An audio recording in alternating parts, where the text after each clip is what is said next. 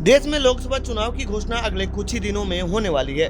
इस बीच ABP news channel और सी voter का एक ताजा ओपिनियन पोल सामने आया है, जिसमें उत्तर प्रदेश की जनता का मिजाज भांपने की कोशिश की गई है।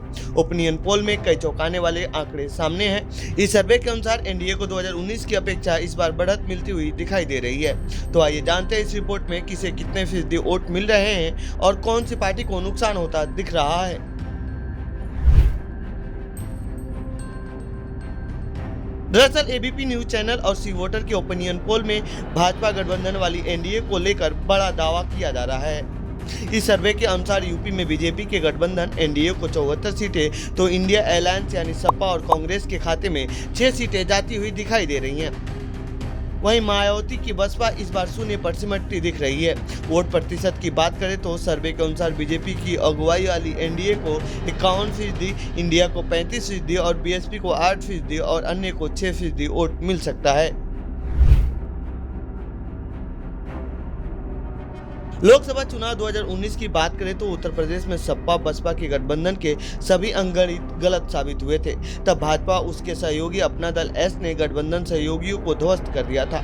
80 लोकसभा सीटों में से 64 सीटों पर जीत मिली थी, तो वहीं सपा को 5 और बसपा को 10 सीटें मिली थी। कांग्रेस ने राजनीतिक रूप से महत्वपूर्ण उत्तर प्रदेश में सोनिया गांधी की एकमात्र रायबरेली सीट जीती थी।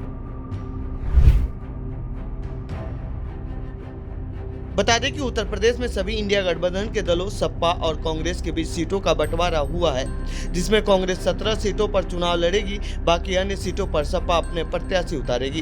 तो वहीं आरएलडी चीफ पिछले दिनों इंडिया गठबंधन से बाहर हो गए थे और बीजेपी के राष्ट्रीय अध्यक्ष जेपी नड्डा और केंद्रीय गृह मंत्री अमित शाह से मिलकर एनडीए में शामिल हो गए।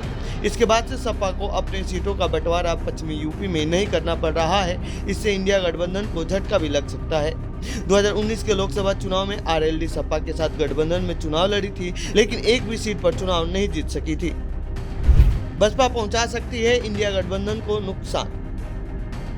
वहीं एनडीए में यहां भाजपा के साथ साथ अनुप्रिया पटेल की अपना दल सोनेवाल, ओपी राजभर की सुहेल देव पार्टी साथ में है। दूसरी तरफ बहुजन समाज पार्टी की मुखिया मायावती ने ऐलान किया है कि वह आगामी चुनाव किसी के साथ नहीं बल्कि अकेले लड़ेंगी। बीच में इस बात की चर्चा तेज हुई थी कि बसपा इंडिया गठबंधन में शामिल हो सकती है, लेकिन मायावती ने ट्वीट कर गठबंधन से इनकार कर दिया था।